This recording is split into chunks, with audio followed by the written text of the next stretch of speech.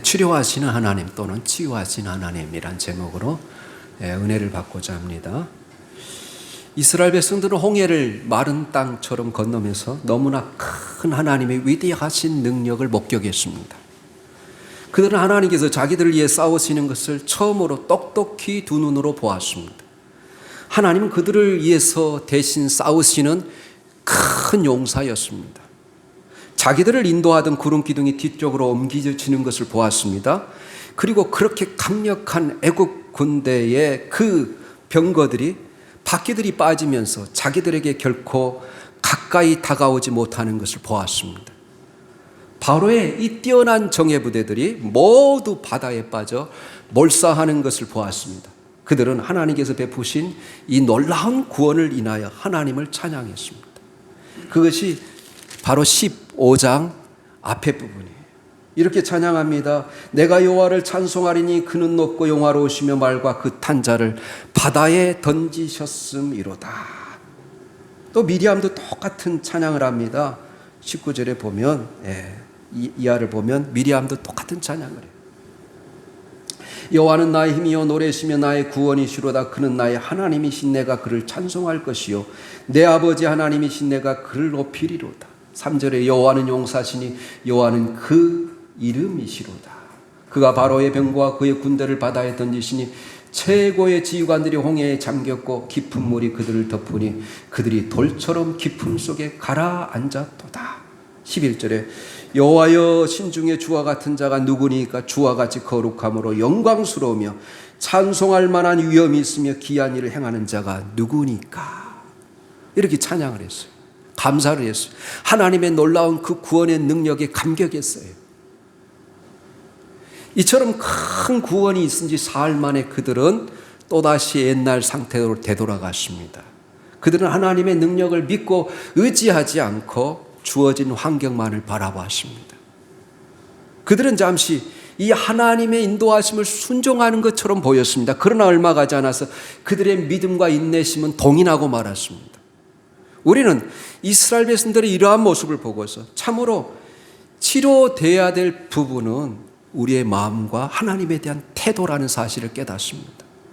하나님을 너무 쉽게 의심하고 불순종하는 이 마음이 치료되는 것이 가장 시급한 문제라는 것입니다. 이것은 육체의 질병이나 사회적인 어떤 구조로부터 오는 어려움보다도 더 심각한 질병이라는 거예요. 이 광야에서 사흘 동안 물을 만나지 못해서 죽어가는 것보다 더 무서운 질병이 바로 하나님께 대한 불신과 불순종이라는 거예요. 왜 그들은 모세를 원망했습니까?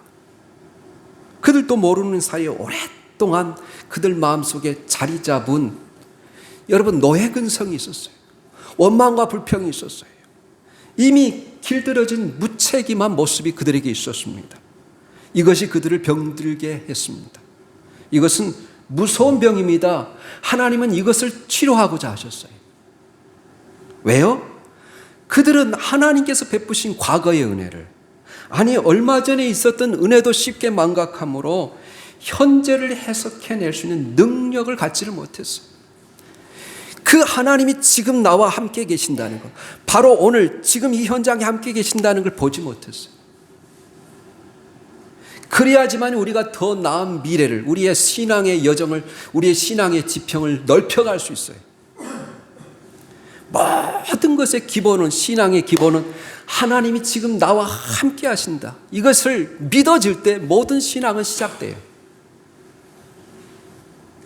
우리가 이 하나님의 놀라운 구원을 목격하고 위대한 찬양을 드렸다 해도 모든 것이 다 된 것이 아니라는 사실입니다.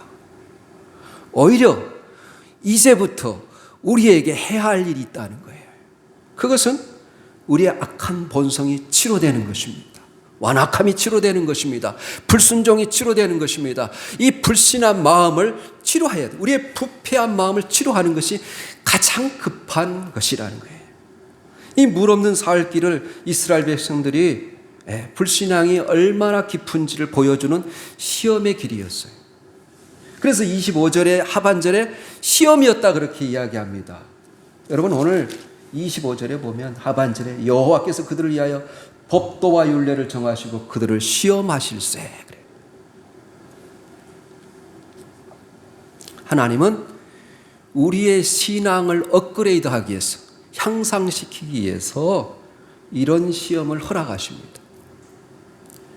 우리 믿음이 자라기 위해서 가장 중요한 것은 우리의 본성에 이 완악한 마음, 우리의 고집, 이것들을 꺾고 하나님의 말씀에 순종해야 되는데 이것을 치료하는 거예요. 우리는 하나님 앞에 겸손히 엎드려서 하나님, 저는 전혀 변하지 않았습니다. 저의 강팍한 마음을 치료해 주십시오 라고 우리 기도해야 됩니다. 사랑하는 교회 여러분, 자기 눈에 보이는 어려움만 보지 마십시오. 우리 안에 있는 패역하고 완악한 강팍한 마음을 봐야 된다는 거예요. 이 부분에 있어서 우리는 큰 차이가 없습니다. 우리는 다 비슷비슷합니다. 이 부패한 마음이 치료되지 않는 한 우리가 무엇을 해도 소용이 없어요. 그래서 깔뱅이라는 우리 장로교 교리를 만든 깔뱅은, 우리의 마음은 아담과 하와 이후로 전적으로 부패했다. 전적으로 부패했다는 것이 모든 것이 부패했다는 것이 아니라 모든 부분이 부패했다는 거예요.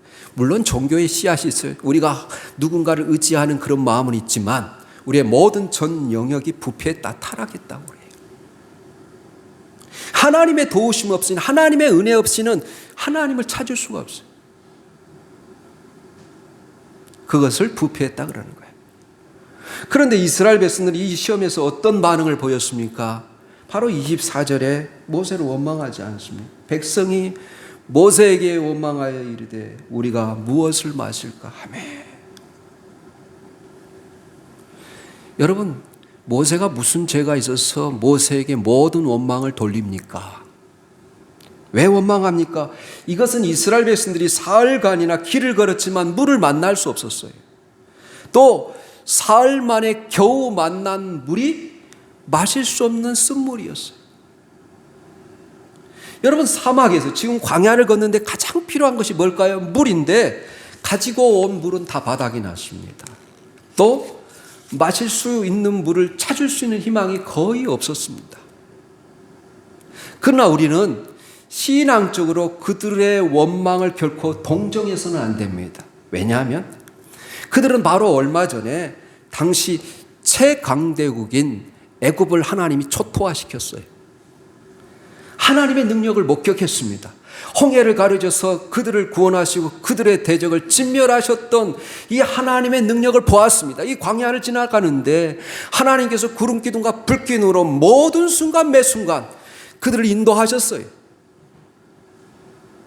그들은 전혀 불가능한 상황 가운데 항상 구원해 주시는 하나님의 능력을 너무나도 많이 체험했습니다. 그러므로 그들은 환경이 아니라 하나님을 바라보아야 했습니다. 자신의 능력이 아니라 하나님의 능력을 의지하고 기도했어야 했습니다. 그러나 그들은 조금 전 있었던 일들을 금방 잊어버리는 망각증 환자처럼 하나님께서 그들 곁에 계시다는 사실을 망각하고 오직 환경과 무능력한 자신들만을 바라봤어요. 그렇습니다. 우리가 하나님을 찾기 전에 환경만을 바라보기 때문에 원망하게 되는 거예요. 생각해 보십시오. 이 절망적인 상황을 만나 구원의 하나님을 먼저 바라보지 아니하고 그 절망적인 환경과 지금 현실의 어려움만을 바라보게 된다면 어떤 희망이 있겠어요? 누가 원망하지 않겠습니까? 우리에게 하나님께서 불러주시고 우리에게 믿음을 주시는 것은 어떤 환경 가운데서도 먼저 하나님을 바라보라고 믿음을 주신 거예요. 믿습니까? 이거 제일 중요한 거예요, 여러분. 연약한 우리 자신과 도울 힘이 없는 주위 사람들을 바라보지 말고 오직 하나님께 매달리고 하나님을 바라봐야 된다는 거예요. 이 광야에서 하나님이 여러 가지 시험을 하지만 그 모든 시험의 목표는 하나님만을 바라보게 하기 위한 시험이었어요. 그럴 때 하나님께서는 홍해를 여셨던 것처럼 우리를 모든 위기와 환난 가운데서도 건져내셔서 참된 기쁨과 만족을 누리게 하실 줄 믿습니다. 그래서 믿는 사람들은 아무리 어렵고 내 육체적으로 또 내 환경이 어려워도 먼저 하나님을 바라봐야 돼. 원망하며 탄식하며 불평하며 한숨 짓지 말고 하나님을 바라봐야 된다. 이게 제게 하는 말이에요. 저도 가끔 한숨 질 때가 많고 원망하며 불평할 때가 있습니다. 그럴 때일수록 우리는 하나님을 바라봐야 된다는 거예요. 우리 한번 시편 37편 7절하고 시편 42편 5절 말씀 찾아서 읽어보겠습니다. 시편 37편 7절 말씀입니다. 같이 읽겠습니다. 시작. 여호와 앞에 잠잠하고 참고 기다리라. 자기 길이 형통하며 악한 꾀를 이루는 자 때문에 불평하지 말지어다. 시편 42편 5절 말씀입니다. 시작. 내 영혼아 내가 어찌하여 낙심하며 어찌하여 내 속에서 불안해하는가? 너는 하나님께 소망을 두라. 그가 나타나 도우심으로 말미암아 내가 여전히 찬송하리로다. 어떤 어려운 환경 속에서도 우리는 누구에게 소망을 둬야 된다고요? 누구에게? 하나님께 소망을 두라. 여러분 말씀 듣는 시간엔 주변에 보지 마세요. 하나님의 말씀에 귀를 기울이시기 바랍니다. 하나님께 소망을 두라고. 그러면 하나님께서 그 어려운 상황 속에도 하나님을 바라보고 하나님께 소망을 두는 자에게 찬송할 수 있게 하신다는 거예요. 감사하게 할 수 있게 하신다는 거예요. 하나님이 도우셔서 그 모든 환난과 근심을 벗어나게 하신다는 거예요. 사흘 전에 하나님의 능력과 기적을 맛보고도 그리고 하나님을 찬양했지 않습니까? 그런데 고통이 왔단 말입니다. 이것은 결국 시험이었는데 이 시험의 첫 번째 의미는 역경에도 하나님을 찬양할 수 있느냐, 하나님을 바라볼 수 있느냐. 모든 것이 순탄하고 잘 될 때는 우리가 하나님께 감사하고 당연히 찬송할 수 있지만 우리의 삶에 어려움과 고통이 찾아올 때 여전히 하나님을 신뢰할 수 있느냐, 하나님을 의지할 수 있느냐, 이런 시험이었던 거예요. 첫 번째. 그래서 이 마라의 쓴물은, 마라에서 당하는 이들의 고통은 하나님이 의도적인 시험이었다는 거예요. 여러분, 마귀의 유혹이 아니라 하나님의 시험, 테스트. 마귀의 유혹을 템프테이션이라고 합니다. 테스트는 한 단계 업그레이드하기 위해서 우리를 시험하는 거예요. 그래서 이 마라의 사건은 첫 번째로 하나님의 시험이었다는 것입니다. 그래서 이스라엘 백성들이 이 테스트에 실패했어요. 그럼에도 불구하고 하나님은 그들을 실패의 자리에 놔두지 아니하고 이 시험을 통해서 배우게 하시고 그들을 일으켜 세우셔서 또 다른 신앙의 수준의 단계로 도전하게 하시는 거예요. 두 번째로 이 마라의 사건은 하나님의 축복이었다는 겁니다. 여러분, 어느 날 내 잘못과 상관없는 인생의 먹구름이 폭풍우처럼 우리에게 밀려올 때 어떤 생각을 해야 됩니까? 첫 번째, 이것은 나를 유익하게 하는 하나님의 시험일 것이라. 두 번째로, 여기에 하나님의 축복이 숨겨져 있을 것이라 기대해야 된다는 거예요. 학생들이 시험을 보는 목적이 무엇입니까? 내가 그동안 열심히 공부한 것을 점검하고 자기의 실력과 수준을 확인하고 더 보충해야 될 부분이 무엇인지를 확인하고, 그래서 결과적으로 이 시험이 유익이 되는 겁니다. 이스라엘 백성들은 이 마라의 시험을 통해서 치료를 경험하고 쓴물을 달게 만드신 하나님의 기적을 경험했습니다. 그런데 이 마라를 통과한 후에 하나님의 축복이 기다리고 있었습니다. 마라를 지나서 하나님이 그들을 궁극적으로 어디로 인도하십니까? 엘림이었어요. 27절에 엘림. 그들이 엘림에 이르니 거기에 물샘열 둘과 종려나무 이른 그루가 있는지라 거기서 그들이 그물 곁에 장막을 치니라. 여러분, 12개의 오아시스 그리고 종려나무 70그루가 있었어요. 여러분, 그들이 약 10km 10킬로만 더 가면 하나님께서 엘림에 그들에게 축복을 예비해 주고 있었어요. 12지파를 상징하는 숫자와 똑같은 12개의 오아시스. 이스라엘 백성들에게 대표하는 70명의 장로가 나옵니다. 여러분 출애굽기 읽으면 시내산에서 이 70명의 장로 앞에서 하나님께서 그들을 만납니다. 이 70명의 장로의 숫자와 똑같은 70그루의 종려나무가 있습니다. 문제는 10킬로만 더 가면 엘림이 기다리고 있는데 그들의 눈에는 보이지 않았어요. 뭐만 보였습니까? 마라만 보였어요. 마라가 무슨 뜻이라고 여러분 성경에 기록되어 있어 주석에 쓰디쓴 문만 보였습니다. 고통의 현실만 보였습니다. 그러나 이 시험을 잘 통과하면 얼마 가지 않아 뭐가 있다는 것입니까? 엘림이 있다는 거예요. 조금만 더 가면 엘림이 예비되어 있는데 우리는 여기서 너 죽고 나 죽고 다 죽자고 원망과 불평만 늘어놓는 거예요.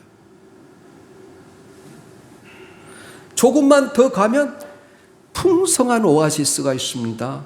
이스라엘 백성들이 다 먹고 쉴 수 있는 오아시스. 하나님의 축복이 준비되어 있습니다. 시험을 제대로 통과하고 나면 더 놀라운 축복이 기다리고 있습니다. 하나님은 이 광야와 같은 힘든 세상을 여행하는 우리의 삶이 세상이 광야잖아요. 영적인 이스라엘인 우리 성도들 위해서 엘림과 같은 좋은 것을 예비해 두신다는 거예요. 많은 좋은 것을 준비하여 기다리고 있습니다. 많은 좋은 것들뿐만 아니라 우리가 선한 싸움을 싸우는 성도들에게 의의 면류관, 생명의 면류관을 약속해 주셨습니다. 칭찬과 상급이 있을 것이라고 말씀하십니다. 우리가 이 사실을 확실히 믿고 소망으로 여러분의 모든 고난과 어려움을 능히 극복하고 승리할 수 있기를 예수님의 이름으로 응원합니다. 세 번째로 이 마라의 사건은 하나님이 어떤 분인가를 계시하시는 사건이에요. 뭘 알리십니까? 뭘 알리고자 하십니까? 하나님이 어떤 분인가를 알리시고자 하신 거예요. 하나님은 치료하시는 하나님이라는 거예요. 하나님은 치료하시는 하나님이라는 거예요. 여러분, 욥이 고난을 통해서 배웠던 가장 놀라운 축복은 무엇인지 아십니까? 욥이 재물을 2배로 받았어요. 아름다운 자녀들과 여러분 딸들과 아들들을 얻었습니다. 그러나 그것보다 더 놀라운 축복이 무엇이었을까요? 욥기 42장 5절에 결론적으로 이렇게 말해요. 내가 주께 대하여 귀로만 듣기만 하였었다니 이제는 눈으로 주를 배웠나이다. 놀라운 고백을 합니다. 내가 이 고난을 만나기 전에 하나님이 어떤 분이라는 것을 듣고만 알았지, 이론적으로만 알았지, 이 고난 때문에 하나님을 깊이 알게 됐다. 온몸으로 하나님의 살아계심을 경험하게 됐다. 그래서 내가 실제로 하나님을 보았습니다 라고 고백했다는 거예요. 이 고난을 통해서 머리로만 알았던 하나님을 삶으로 전 인격적으로 경험할 수 있는 놀라운 축복을 받았다. 그렇게 이야기해요.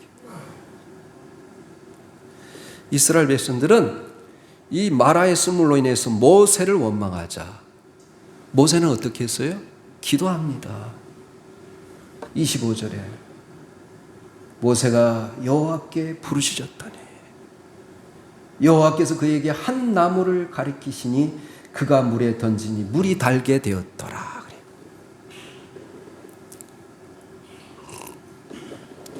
모세의 기도를 들으시고 처방을, 이 시험을 피할 길을 알려주세요. 그래서 우리가 시험 당할 때 모세처럼 기도해야 됩니다. 하나님께서 더 좋은 길을, 하나님께서 피할 길을 열어주세요. 어떻게 했습니까? 어떻게 치료했습니까? 나뭇가지를 던져서 쓴 물을 단물로 고치셨어요. 그리고 이스라엘 백성들의 목마름을 해결해 주셨습니다. 하나님은 그로부터 오랜 세월이 흐른 후에 우리를 치료하기 위해서 위대한 한 나무를 준비하셨습니다.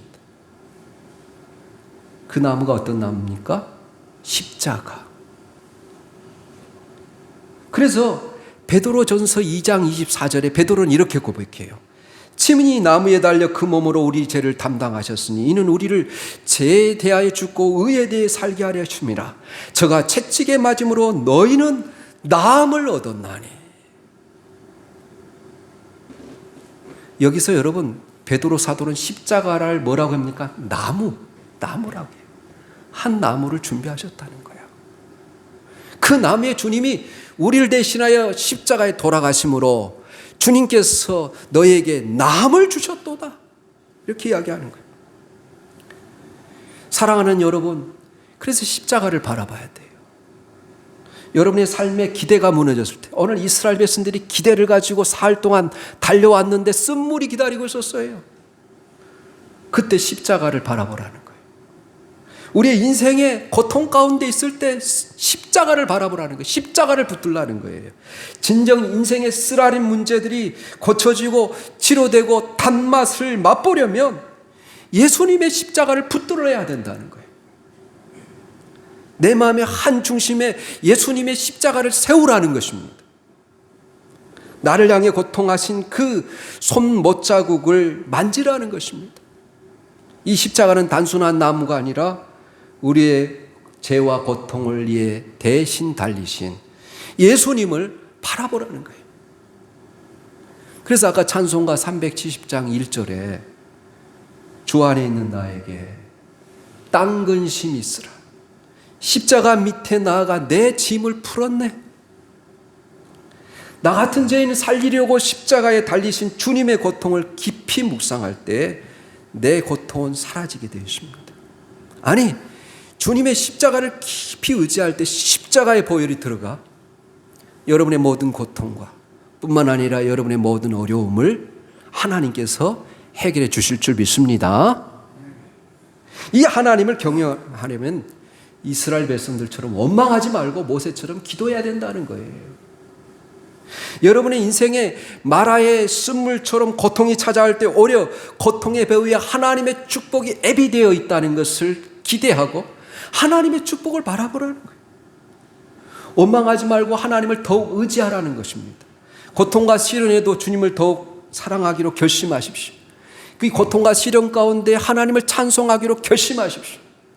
고통과 시련 가운데 하나님을 더욱 의지하기로 결단하십시오. 그러면 하나님께서 가만히 있겠습니까? 하나님의 주목을 받는 사람들은 하나님께서 반드시 역사하게 되어 있어요. 이렇게 결단할 때 주께서 더욱 주님을 사랑하는 자로 살아갈 수 있도록 모든 필요한 치료를 베풀어 주실 것입니다. 병도 고쳐주실 것입니다. 내 영혼도 내 가정도 새롭게 하실 것입니다. 믿으시면 아멘으로 대답하시기 바랍니다. 믿습니까? 네. 이 시간 여러분 모두에게 이 하나님이 다가오셔서 창조적인 능력으로 우리를 사랑하시며 십자가에 못 박히신 그 손길로 우리 모두를 고쳐주시기를 원하고 기대합니다. 우리 하나님은 여호와 라파의 하나님이라는 거예요. 마라의 쓴물을 단물로 바꾸신 하나님이 여러분과 함께 계심을 믿으시기 바랍니다. 여러분이 지금 어떤 고통 가운데 있을지라도 그 아픔만을 보시지 마시고 모세처럼 일어나 기도하고 찬양하고 주님의 뜻대로 살기로 결단할 때 하나님의 치유의 손길을 경험할 수 있기를 예수님의 이름으로 축원합니다. 아멘.